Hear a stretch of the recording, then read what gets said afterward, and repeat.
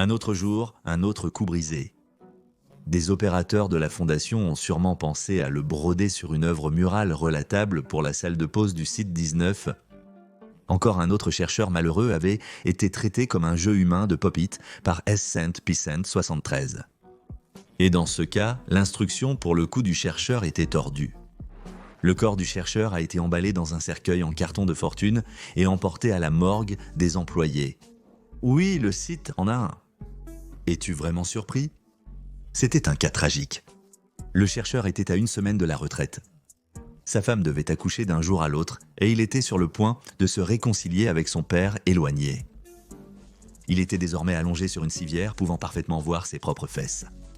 La fondation devait pouvoir agir face à cette situation. C'était une question qui tourmentait 2 chercheurs qui avaient été promus directeurs de cas sur le dossier SCP-173. Directeur Rick Smith et directeur Marcus Jonathan. À vrai dire, ils détestaient être affectés à ce cas. Ce n'était pas seulement dangereux, c'était incroyablement ennuyeux. Ils avaient l'anomalie en confinement depuis des années et n'avaient rien trouvé de nouveau. C'était une impasse. Et pire encore, c'était une impasse autour de laquelle un certain nombre de jeunes chercheurs brillants ont fini par mourir. Comme le cherchèrent les 2 directeurs, il y avait un moyen d'arrêter une fois pour toutes ce carnage inutile et cette recherche ennuyeuse. Ils demanderaient la mise hors service de cette chose sans valeur et sauveraient ainsi des vies et du temps. Et heureusement pour les 2 chercheurs ambitieux, leur proposition de décommissionner la sculpture qui brise les coups a été approuvée. Contrairement au tragique et monstrueux Dr Dan, directeur des études sur SCP-096, ils n'ont pas eu besoin de renoncer au reste de leur vie future pour avoir une chance de détruire leur anomalie la moins préférée. Maintenant, ils avaient une autre bataille à mener, comment tuer réellement la chose. Le directeur Swift et le directeur Jonathan ont uni leurs forces, rédigeant une longue liste de propositions pour tenter de tuer le monstre de béton. Avec la quantité de ressources gaspillées à essayer et toujours échouer à éliminer SCP-682, il était temps pour les vaillants tueurs de statues en herbe de se mobiliser et de faire de leur mieux pour être mortels. Il est donc évident que de nombreux membres du personnel de la Fondation SCP allaient connaître des défunts tragiques. La première méthode de terminaison potentielle testée était un pistolet à rayonnement gamma expérimental manié par une équipe d'opérateurs de la force d'intervention mobile. Pourquoi pas les classes SD, vous vous demandez ? Eh bien, il n'est probablement pas sage de donner à des prisonniers réticents de votre organisation l'accès à un pistolet à rayonnement gamma expérimental. L'équipe, portant l'arme grande et encombrante, est entrée dans la chambre de confinement où la statue macabre attendait actuellement. Ils l'ont pointée sur la sculpture pendant que tous attendaient et observaient entre des murs doublés de plomb. Ils ont déclenché un puissant et soutenu déferlement contre l'entité durant 7 secondes et lorsque le déferlement a pris fin, il n'y avait aucun effet. Sur SCP-173 du moins. L'équipe de la force d'intervention mobile a tous contracté une grave maladie des radiations en utilisant l'arme, plusieurs d'entre eux sont morts le même jour. Quelques autres ont contracté un cancer inopérable simplement en étant trop près de l'arme lorsqu'elle a été utilisée, alors que S-Cent-P-Cent en 73 était complètement indemne. La tentative a été jugée comme un échec catastrophique et ce ne serait pas la dernière. La radiation mortelle étant considérée hors de question, le directeur Swift et le directeur Jonathan ont passé à leur prochain point d'appel. Ce serait une tentative pour électrocuter l'anomalie à mort avec 100 000 volts. Comme SCP-173 avait un squelette de barre d'armatures en métal, il serait conducteur et si la créature avait une essence vitale sous sa peau de béton, peut-être cassée d'électricité pourrait la brûler. Le directeur supposa une certaine logique à cela. Cette fois, une équipe de déclasse a été envoyée dans la chambre avec les câbles pertinents et de grandes pinces crocodiles. Une équipe de gardiens de la fondation restant en retrait derrière eux pour s'assurer que la tâche était correctement exécutée. Cette fois, les risques potentiels semblaient bien moindres que ceux du test du pistolet à radiation qui, rétrospectivement, était très irresponsable. Les pinces crocodiles, reliées à un générateur surpuissant à l'extérieur de la pièce, ont été fixées sur les extrémités exposées des barres d'armature de SCP-173. Le générateur a été allumé et l'électricité a parcouru le corps du monstre, faisant briller et étinceler son métal, mais il y avait un problème. En conséquence inattendue de l'énorme décharge d'électricité, l'ampoule de la lumière au plafond a soudainement explosé, inondant la pièce de verre brisée tout en la plongeant dans l'obscurité. Cela a provoqué une panique dans la salle de contrôle qui tentait désespérément de rallumer les lumières auxiliaires. Ils l'ont fait, mais c'était déjà trop tard. Dans la pièce, ils ont découvert que SCP-173 était complètement indemne, mais il avait brisé la nuque de chaque 10 classes et gardes qui avaient été postés dans la pièce. Il se trouvait maintenant seul près d'un amas de corps sans vie. Génial. Bien sûr, avant d'adopter des méthodes encore plus risquées et ésotériques, le duo de réalisateurs en difficulté a essayé les autres éléments. La pièce était complètement inondée pour voir si la créature pouvait se noyer. Après 1 heure de submersion, la pièce a été vidée et une classe Kinander y a été envoyée. En un clin d'œil, la classe Kinander l'a retrouvée au sol, la nuque brisée. Il semblait que la sculpture n'avait pas besoin d'air pour survivre. Mais qu'en est-il de la chaleur? C'était une autre question. Plusieurs opérateurs de la Fondation sont entrés dans la pièce avec de puissants lance-flammes arrosant l'œuvre d'art moderne meurtrière d'un feu purificateur. Les hommes ont reçu l'ordre de tirer jusqu'à épuisement de leur réservoir, ce qu'ils ont exécuté à la lettre. Eh bien, jusqu'à ce que la pièce soit consumée par une terrible explosion. Cette explosion, naturellement, a tué tous les opérateurs dans la pièce et a provoqué une réaction en chaîne, faisant exploser les réservoirs de carburant sur leur dos. Qu'est-ce qui s'est passé ici? Les meilleures estimations des chercheurs impliqués étaient que le feu avait eu une sorte de réaction chimique spectaculaire avec les quantités excessives de peinture en aérosol de marque Krylon hautement inflammable. Il reste une question ouverte de savoir si cela était un accident ou une sorte de mécanisme de défense intentionnel de l'anomalie. Le directeur Swift et le directeur Jonathan étaient de retour au point de départ, avec beaucoup d'argent et de souffrances humaines déjà dépensés dans leur effort de résiliation infructueux jusqu'à présent. L'usage des armes à feu était aussi considéré. Un groupe d'opérateurs de la force d'intervention mobile blindés armés de mitrailleuses légères a reçu l'ordre d'ouvrir le feu sur la sculpture mortelle. Pouvez-vous deviner comment cela a mal tourné? Les balles ont ricoché sur les composants métalliques de la statue, puis ont rebondi sur les murs environnants à l'épreuve des balles. Naturellement, les mêmes balles ont frappé les membres de la force d'intervention qui les avaient tirés, pénétrant leur armure et causant un mélange de blessures douloureuses et de morts. Toutes les tentatives pour abattre SCP-173 semblaient complètement maudites. Avec un risque si élevé de mort humaine à chaque tentative, le directeur Swift et le directeur Jonathan ont pensé que peut-être maintenant serait le moment d'essayer d'employer l'aide d'autres anomalies pour vraiment tuer cette chose. Nous sommes sûrs que leurs tentatives ici se passeront bien, n'est-ce pas? Allez, soyons optimistes, je vous en prie.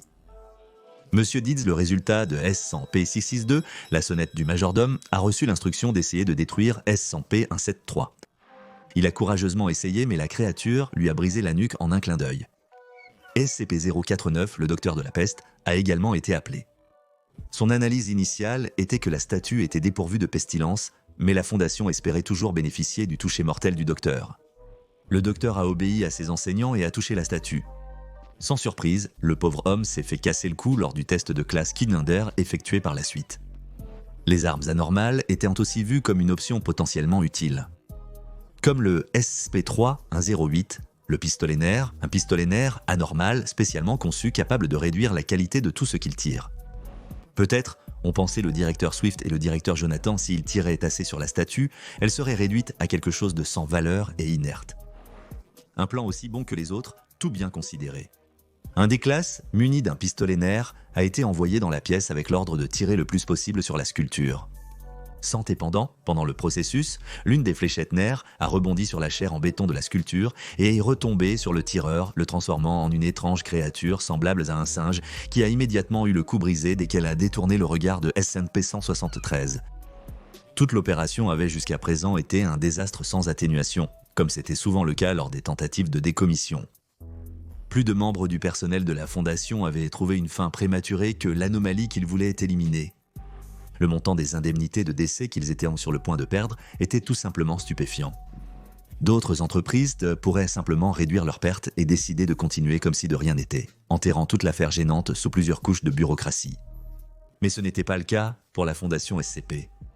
Ils étaient peut-être immunisés contre les bêtes cauchemardesques et les groupes d'intérêt déformant la réalité. Mais même les meilleurs n'étaient pas immunisés contre le sophisme du coût irrécupérable. « Oh mon Dieu, il doit y avoir un moyen de tuer cette stupide cacahuète », a déclaré le directeur Swift en buvant son 5e café, ignorant les douleurs thoraciques. « Ce n'est plus une cacahuète », a rétorqué le directeur Jonathan, « il y avait des problèmes de droit d'auteur. » Malgré des milliers de dollars dépensés et des centaines de morts dans notre quête pour détruire ce tas de béton et d'armatures sans valeur, nos meilleures technologies ont échoué à le décommissionner. Si nous échouons, nous serons assignés au nettoyage du réservoir 682, et ça ne sera pas moi. Jonathan ne voulait pas l'admettre, mais son co-directeur sur ce projet apparemment condamné avait raison. Ils devaient montrer des résultats, ou c'est leur coup qui serait en jeu. Ils ont fait un brainstorming jusqu'à tard dans la nuit, s'interrompant brièvement pour regarder les 3 premiers John Wick sur Netflix pour détendre l'atmosphère. Et une fois qu'ils ont fini, ils n'avaient rien. C'était une perte de temps totale et l'échéance se rapproche. Leur désespoir a atteint un paroxysme lorsque le soleil a commencé à se lever, sachant que leur superviseur voudrait bientôt des résultats. Dans un moment de désespoir, le directeur Swift a exprimé une idée stupide à haute voix. Et si nous choisissions un employé totalement jetable et l'envoyions là-bas pour frapper cette chose stupide avec un marteau-pilon? C'était stupide, insensé et totalement idiot. Mais peut-être que c'était tellement stupide que ça pourrait marcher.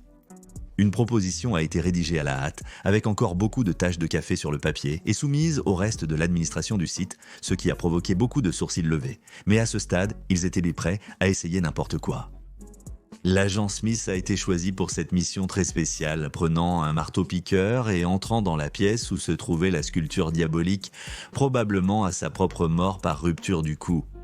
Par ailleurs, l'agent Smith n'avait pas travaillé assez longtemps à la fondation pour avoir droit à l'indemnité de décès, donc tout ce qu'il risquait ici était le coût de remplir ses bottes vacantes.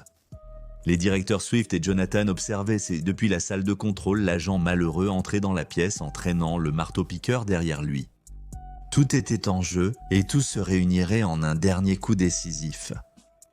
Croustille. Pour une fois, ce n'était pas les vertèbres de l'agent intrépide qui étaient vandalisées. Non, c'était le bruit d'un marteau-piqueur frappant du vieux béton, brisant une partie de la tête de la sculpture.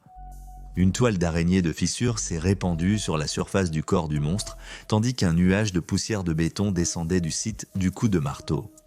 Les directeurs Swift et Johnson étaient stupéfaits. Est-ce que cela fonctionnait réellement? L'agent Smith, en sueur, a expiré bruyamment. Il n'avait même pas l'autorisation de savoir ce qu'il détruisait avec un outil indifférent de Home Depot, ou que beaucoup de ses supérieurs le considéraient comme un homme mort en sursis. Il était, à bien des égards, un agent de la fondation de bas niveau idéal. Il n'était pas là pour remettre en question les ordres qui lui étaient donnés. Il était juste là pour balancer le marteau. Et il l'a fait. Il a repris le marteau et l'a balancé. Craquement. Craquement. Craquement. À la stupéfaction des directeurs qui l'ont envoyé dans l'antre du lion, l'agent Smith a continué à se balancer, brisant morceau après morceau de béton loin du squelette en barre d'armature du monstre. Une puanteur nauséabonde de vieux sang et d'excréments humains remplissait la pièce. La sculpture avait pris l'habitude de salir sa cellule au fil des décennies d'emprisonnement par la fondation. Croustille, croustille, croustille. À chaque balancement et impact lourd, plus de barres d'armature pliées et de boues dégoûtantes étaient mises à nu. Le sol se remplissait lentement de morceaux de béton cassés et sales. L'agent Smith ne le savait pas, mais il était en train de tuer l'une des entités les plus infâmes et dangereuses que la Fondation ait jamais connues. Quelque chose dont même leurs monstres, bien plus terrifiants, comme le gare timide et le reptile difficile à détruire, se sentaient intimidés. Mais pas l'agent Smith. Avec les mouvements robotiques dévoués d'un ouvrier dédié, il a détruit le reste de la statue jusqu'à ce qu'elle soit un tas de décombres, de sang et de saleté sur le sol, maintenus ensemble de manière lâche par un réseau de tiges métalliques. Et au milieu de tout cela, il y avait un petit cylindre métallique sur le sol, terni par des années dans le béton. Smith s'est baissé et l'a ramassé, ouvrant soigneusement le couvercle. Il n'y avait qu'un petit bout de papier à l'intérieur, avec quelque chose d'écrit dessus. L'agent Smith l'a lu attentivement, terminant le test. Le directeur Swift et le directeur Jonathan étaient de confiants qu'ils pouvaient reclasser la sculpture en S-SNP, un 7-3, calendaire, et changer sa classe de confinement en neutralisé. En quittant la pièce, l'agent Smith n'a demandé qu'une douche. Il avait beaucoup transpiré au cours de sa frénésie au marteau-piqueur, sans parler de la désagréable combinaison de poussière, de sang et de saleté que leurs vêtements avaient accumulés. Cela lui serait accordé, mais pas avant un dernier débriefing avec le duo de directeurs déconcertés et choqués, Swift et Jonathan. Il n'avait qu'une seule question. Qu'était-il écrit sur le morceau de papier à l'intérieur de la capsule? L'agent Smith a simplement haussé les épaules, ne semblant pas remarquer d'importance à cela. Il a dit des absurdités, demandant simplement si nous étions cool maintenant. Maintenant, découvrez l'histoire d'origine de S-100P 17300 au Mans. Un 7-3 est arrivé au site 19 et l'ancien S-100P 173 versus le nouveau S-100P 173. Erreur de conception ultime.